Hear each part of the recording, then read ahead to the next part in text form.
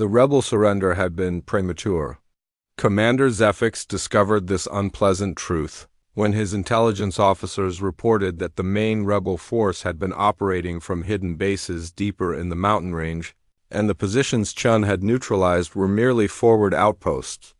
The real enemy stronghold remained intact, heavily fortified, and now fully aware that Federation forces possessed capabilities they had not anticipated. Sir, long-range reconnaissance shows the primary rebel base is built into a series of natural caverns approximately 40 kilometers from our position, Captain Vorthak reported, his compound eyes reflecting the tactical displays. The approaches are covered by overlapping energy weapon emplacements, and they have established multiple fallback positions throughout the cave network. Zephyx studied the terrain maps with growing concern. The rebel leadership had learned from their losses at the forward positions. They had withdrawn to a location that neutralized many of the advantages Chun had demonstrated, using natural rock formations to limit sight lines and creating defensive positions that couldn't be engaged from extreme range. Energy weapon bombardment? He asked, though he already knew the answer. The cave system is too deep, sir. Our plasma artillery would take hours to penetrate that much solid rock, assuming we could maintain accurate fire through the atmospheric interference. The rebels would have ample time to relocate to deeper positions. Master Sergeant Mitchell entered the command center at that moment, his expression suggesting he was already aware of the tactical situation. Commander, we've been monitoring the intelligence reports. The rebels have adapted to our previous tactics. Yes, Zephyx replied grimly. It appears your sniper's effectiveness was temporary. Mitchell's response surprised him. Sir, with respect, this is exactly the kind of problem Sergeant Chun specializes in. Complex terrain, protected targets, adaptive enemies. But she's going to need support this time. What kind of support? The entire human unit, sir. What you witnessed yesterday was individual precision shooting.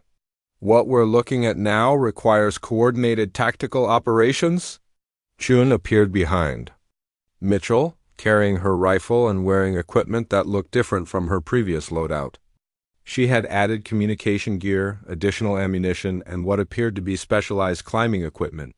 Sir, she said to Zephyx, the rebel base is designed to counter conventional energy weapon attacks and direct assault approaches.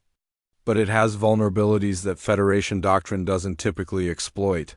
Vorthak's antennae twitched skeptically. Human, the cave system provides natural armor against any projectile weapon. Your rifle cannot penetrate kilometers of solid rock. Chun's response was confident. No, sir, it can't. But it doesn't need to. She activated a portable tactical display showing a three-dimensional model of the mountain range and cave system. The rebels chose this position because it protects them from direct fire and energy bombardment. But natural cave systems have limitations that artificial fortifications don't. She highlighted several points on the display: air circulation, water sources, supply routes. The caves may be impregnable to direct assault, but the rebels still need to interact with the outside environment. Mitchell stepped forward to support her assessment. Sir, Federation forces have been thinking about this as a siege warfare problem, trying to break through prepared defenses. We're proposing to treat it as a manhunting operation instead.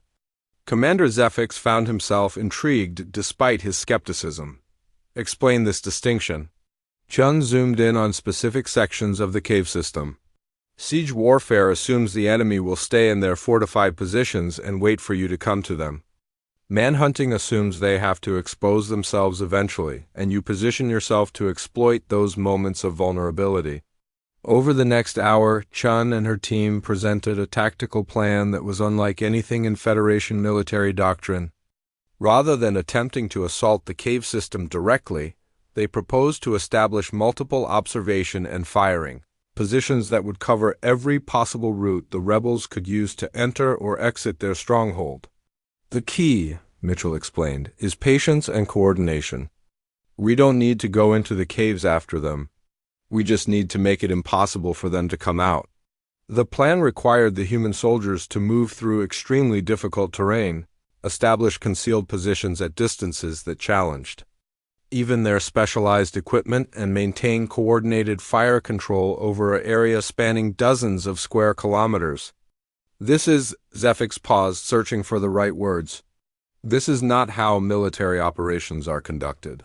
You propose to sit in the wilderness for days or weeks, waiting for targets of opportunity? Sir, Chung replied, it's how effective snipers have always operated. The difference is scale and coordination. Vorthak objected immediately. Even if this were feasible, 12 human soldiers cannot cover all possible routes in such terrain. The rebels have dozens of potential exit points. Chun's smile suggested she had anticipated this objection. Sir, you're thinking like conventional forces. We don't need to cover every possible route. We just need to cover the routes they'll actually use. She manipulated the tactical display to show analysis based on reconnaissance data, environmental factors, and what she called behavioral prediction. People, even rebels, follow patterns. They use the easiest routes, the most familiar paths, the approaches that feel safest. By understanding their psychology and their operational requirements, we can predict their behavior and position ourselves accordingly. The concept was so foreign to galactic military thinking that it took several minutes for the alien officers to fully grasp what Chen was proposing.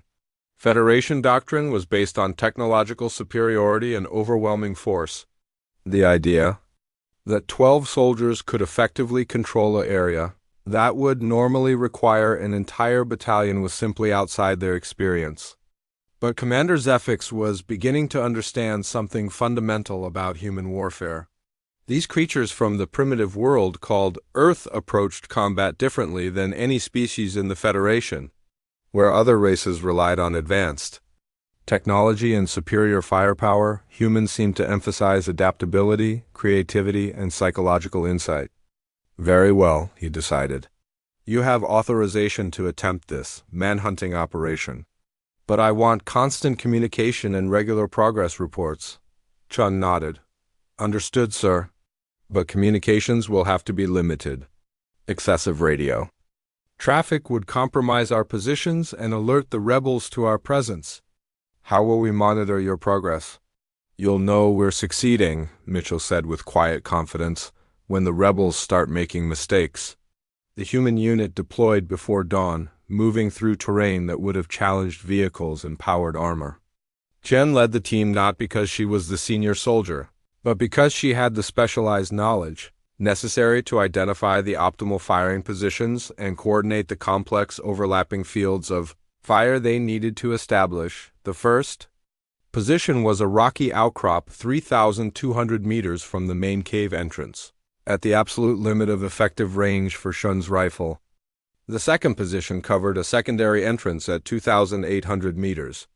Additional positions were established to cover supply routes, water sources, and the high-altitude paths that rebels might use for reconnaissance. Each human soldier was equipped with specialized communication equipment that allowed them to coordinate without transmitting signals that could be detected by rebel monitoring systems. They used burst transmissions, coded signals, and in some cases, traditional visual communication methods that predated galactic technology by thousands of years. For the first 2 days, nothing happened. The rebels remained in their cave system, apparently confident that their position was impregnable. Federation commanders monitoring the operation began to express doubts about the human approach, but on the third day, the rebels made their first mistake. A small reconnaissance team emerged from a concealed cave entrance, apparently attempting to gather intelligence about Federation positions. Chun, observing from her carefully concealed position, tracked their movement and coordinated with her team members to ensure the entire group was covered. The elimination of the reconnaissance team was swift and precise. 4 rebels were neutralized before they realized they were under attack, and the survivors retreated into the cave system with information that was worse than useless. They knew they were being watched, but they had no idea how many enemies were positioned around their stronghold or where those enemies might be. Over the next week, the pattern repeated with increasing psychological impact. Every attempt to leave the cave system resulted in casualties. Supply runs were intercepted and eliminated. Communication attempts were disrupted when external antenna arrays were disabled by precisely placed shots that damaged equipment without triggering defensive systems. But Chun's most effective technique was what she called selective targeting. Rather than eliminating every rebel who exposed themselves, she chose targets that would create maximum psychological pressure. Leaders were eliminated immediately, but subordinates were often allowed to retreat and report what they had witnessed. The rebels began to understand that they were facing an enemy who could see them, track their movements. The surface of Kepler 442b was a study in contradictions. Ancient volcanic formations created natural, defensive positions that the rebels had turned into an impregnable fortress network. The planet's twin suns created harsh lighting conditions that confused most optical targeting systems, while the dense atmosphere scattered energy weapons in unpredictable patterns. Commander Zephyx stood in the command center of the forward operating base, studying tactical displays that showed weeks of failed attempts to dislodge the rebel strongholds. 3 different assault forces had tried direct approaches, only to be repelled by coordinated energy fire from positions that seemed to anticipate every move. "Sir, the latest reconnaissance shows they've reinforced the northern approach," reported Captain Vorthak, his compound eyes reflecting frustration. "Our plasma artillery can't achieve sufficient accuracy at extreme range due to atmospheric interference, and close approach is suicide." The Korathi commander's mandibles clicked with annoyance. This was supposed to be a simple operation against a small group of separatist rebels. Instead, it had become a prolonged siege that was making the Federation forces look incompetent. What about the Thraxian assault companies? Surely their enhanced warriors can breach the perimeter defenses. 2 companies tried yesterday, sir. The rebels have overlapping fields of fire covering every approach route. The Thraxians' armor is impressive, but concentrated plasma fire will eventually penetrate any protection. Zephyx was about to respond when the entrance to the command center opened. Admitting Master Sergeant Mitchell and Staff Sergeant Chun, the human soldiers looked strangely calm given the military situation they had walked into. "Commander," Mitchell said with a respectful nod, "we've been studying the tactical situation. We believe we can help." Vorthak's antennae twitched in what might have been amusement. "Help? No disrespect to your demonstration yesterday, but this is actual combat, not a training simulation. The rebels have energy shields, automated defense systems, and terrain advantages that make long-range shooting impossible." Shun stepped forward, her rifle case slung over her shoulder. "Sir, with respect, we see opportunities that your energy weapons can't exploit." She activated a portable display device showing a 3-dimensional map of the rebel strongholds. "Your plasma weapons travel in straight lines and show up on energy detection systems. The rebels can predict where you're firing from and respond with counter-battery fire before you can relocate." "Yes," Zephyx said slowly, "this is why the assault has stalled." "What solution do you propose?" Chen zoomed in on the map, highlighting several positions around the rebel perimeter. "Chemical projectile weapons don't register on their sensors until impact.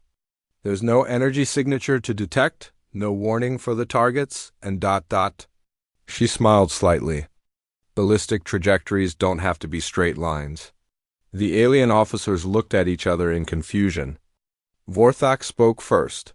"Projectiles follow ballistic paths. They are governed by gravity and atmospheric resistance. There is no way to make them curve around obstacles." "Not around," Shin corrected.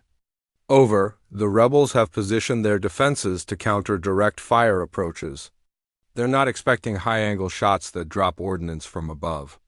Mitchell stepped forward to support his soldier's assessment. "Commander, Sergeant Chun has experience with extreme-range precision shooting in mountainous terrain.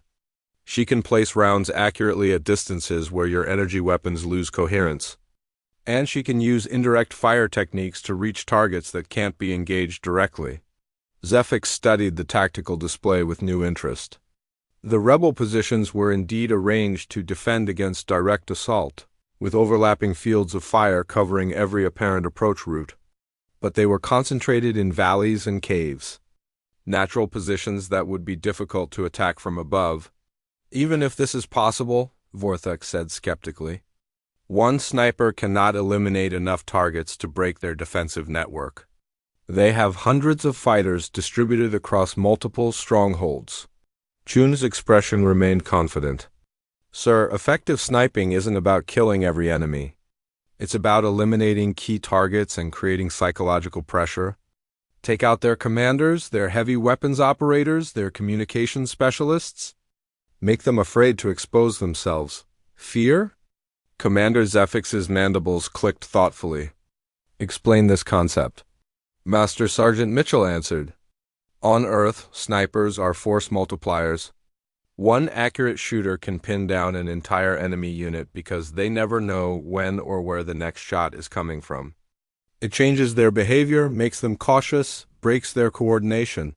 The idea was foreign to most galactic military doctrine. Alien warfare typically focused on technological superiority and overwhelming firepower. The psychological aspects of combat were rarely considered, especially not the impact that individual soldiers could have on enemy morale. Very well, Zefix decided. You will have your opportunity to prove this ... technique, but you will be operating without support. Our forces cannot provide covering fire at the ranges you claim to work from. Chun nodded. Understood, sir. I prefer to work alone anyway. 3 hours later, Chun was moving through the rugged terrain surrounding the rebel strongholds. Her equipment carefully concealed and her movement patterns designed to avoid detection. Unlike the alien forces with their powered armor and energy weapons, she moved silently, using natural cover and camouflage, techniques that had been perfected over centuries of human warfare. Her first position was a rocky outcrop 1,800 meters from the primary rebel command post. Through her scope, she could see the energy barriers that protected the entrance, the automated defense turrets, and most importantly, the rebel sentries who thought they were safely out of range of any possible threat. The morning light was perfect for her purposes. The planet's twin suns created complex shadows that would help conceal her position, while the atmospheric conditions provided stable air for long-range shooting. She settled into her firing position and began the methodical process of range estimation and environmental assessment. Her first target was a rebel officer, wearing ornate armor that marked him as a unit commander. He was standing near the command post entrance, apparently briefing a group of subordinates. The shot would be challenging, not just because of the range, but because she needed to time it perfectly to avoid hitting the energy barrier. Chun controlled her breathing, calculated the precise moment when the target would step outside the barrier's protection, and squeezed the trigger. The rebel commander dropped without warning. His subordinates looked around in confusion, unable to determine where the shot had come from. Their energy detection systems showed nothing, and the sound of Chen's rifle was too distant to provide any directional information for the next hour. Chun systematically eliminated key personnel from the command post. Each shot was placed with surgical precision, taking out officers, communications specialists, and heavy weapons operators. The rebels began to realize they were under attack, but they had no way to locate or counter the threat. By the time she relocated to her second position, the command post was in chaos. Rebels were hiding behind whatever cover they could find, their coordinated defensive posture beginning to break down as leaders disappeared and communication networks failed. Her second position gave her overwatch on the northern approach route, where the Federation forces had suffered their heaviest casualties. The rebels had positioned plasma cannons to create interlocking fields of fire that made advancing impossible. Chun studied the positions carefully, identifying their key weapon emplacements and their crews. The plasma cannons themselves were too heavily armored for her rifle to penetrate, but the operators were exposed when they manned their weapons. Chun began a systematic elimination of gun crews, forcing the rebels to constantly replace operators who were becoming increasingly reluctant to expose themselves. After the sixth weapons operator fell to her precise shooting, the plasma cannon positions began to go silent.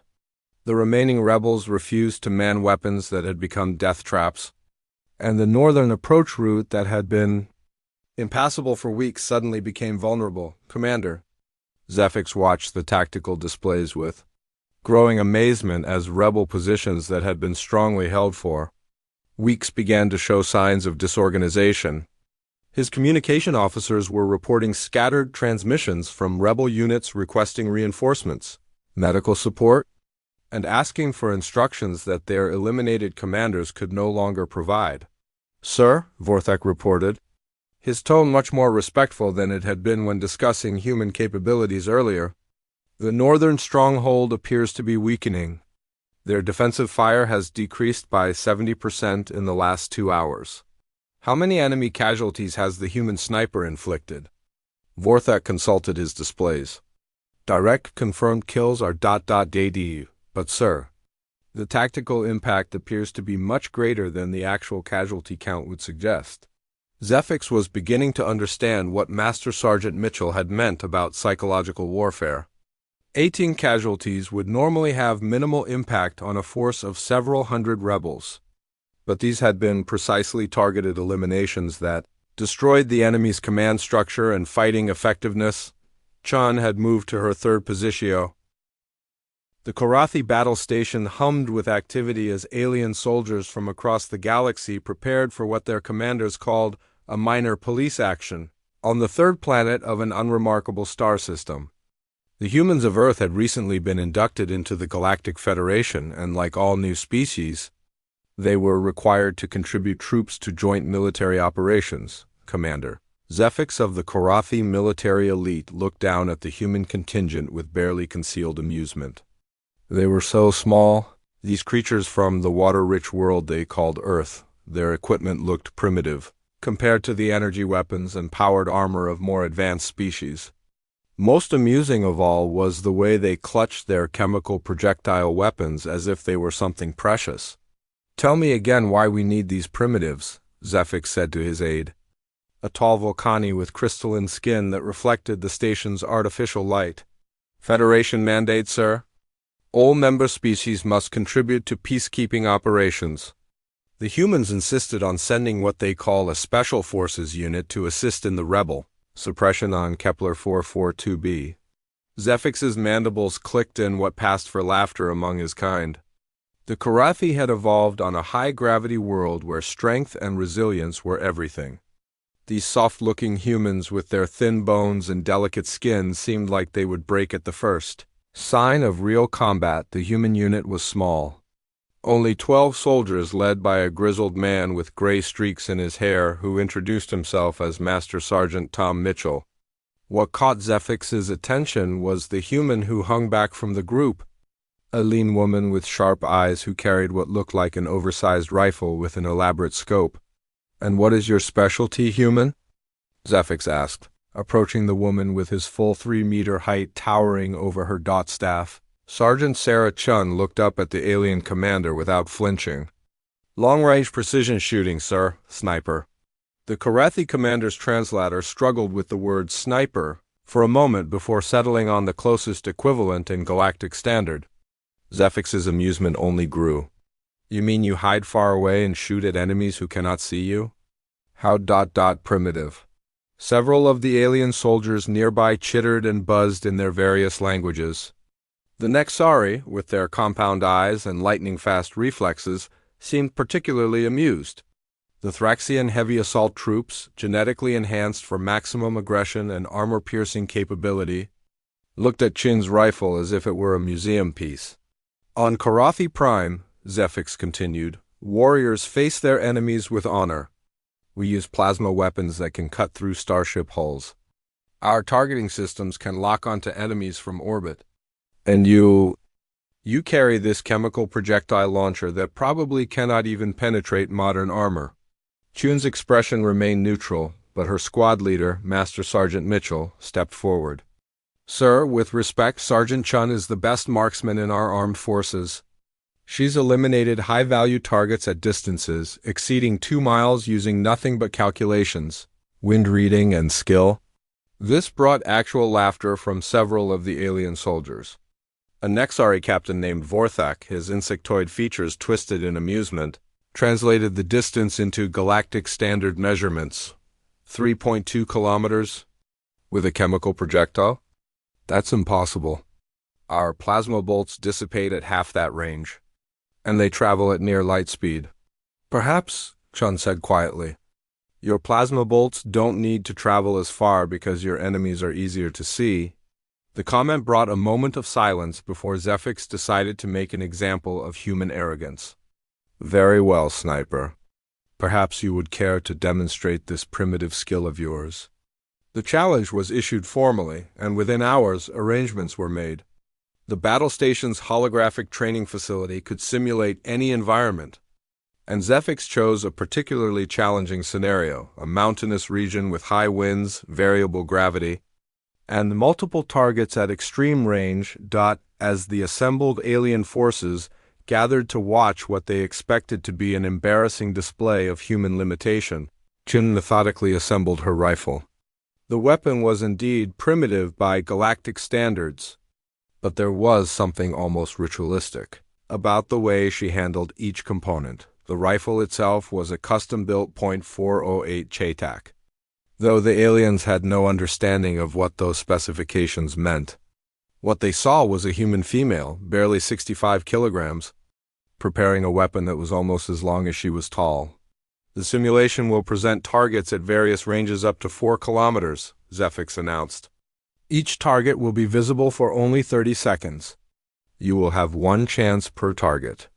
Energy-based targeting assistance is forbidden, as are computer-guided projectiles.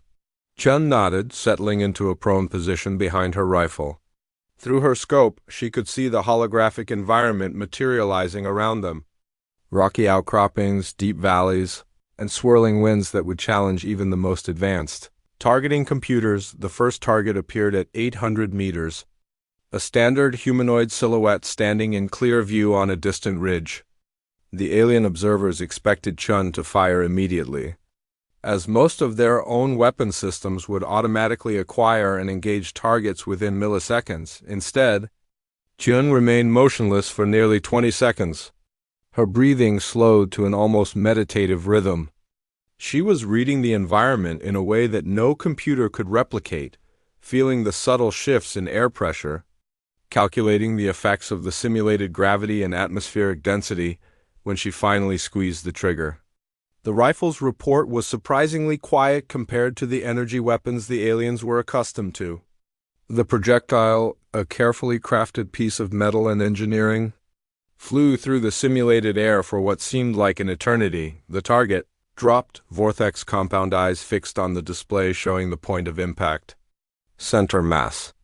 Adequate, I suppose, though our plasma rifles could have achieved the same result in a fraction of the time. The second target appeared at 1,200 meters, partially concealed behind cover with only a small portion of the silhouette visible. This time, Chun's preparation was even more deliberate. She adjusted her scope, calculated the wind drift, and accounted for the target's reduced profile. The shot took the target precisely in the exposed area. By the fourth target, at 2,100 meters, the alien chatter had begun to quiet. The target was moving, a slow patrol pattern that would give Chun only brief windows of opportunity. The shot required her to predict not just where the target would be when the bullet arrived, but also to account for the complex ballistics of firing at such extreme range. She waited and waited. The target moved behind cover, emerged, moved again. With only 3 seconds left in the time limit, Chun fired. The target fell. Commander Zephyx's mandibles had stopped clicking. The Thraxian heavy assault troops had gone completely silent.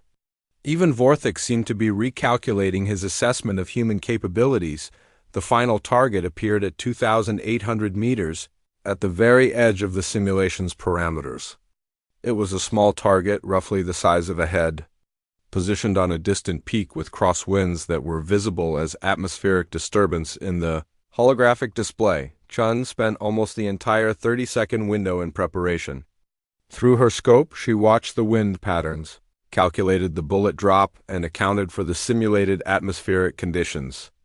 The mathematics required were staggering, far beyond what most computer systems would attempt for a projectile weapon. She fired with 2 seconds remaining. For a moment, nothing happened.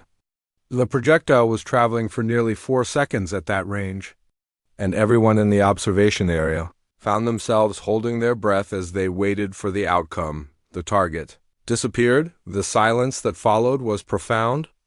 Zephyx approached the targeting display, his 3-meter frame somehow seeming less imposing as he studied the precision of each shot placement.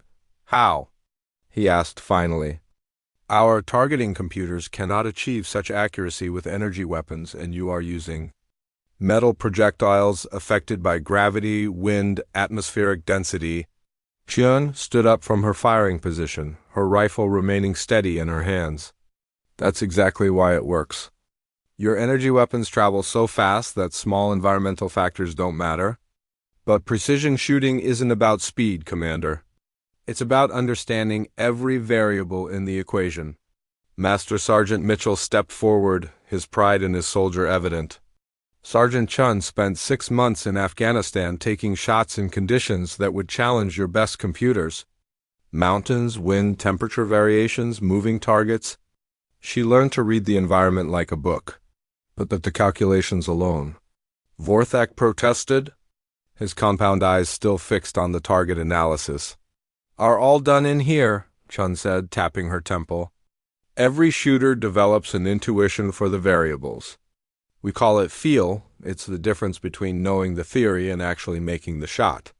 Commander Zephyx found himself looking at the human soldier with new eyes. In the Korathi military tradition, technology was everything. Superior firepower, advanced targeting systems, overwhelming force. The idea that a soldier could achieve superior results through skill and intuition rather than technological advantage was disturbing. "Perhaps," he said carefully, "we have underestimated the value of your traditional approaches." But even as he spoke, Zephyx,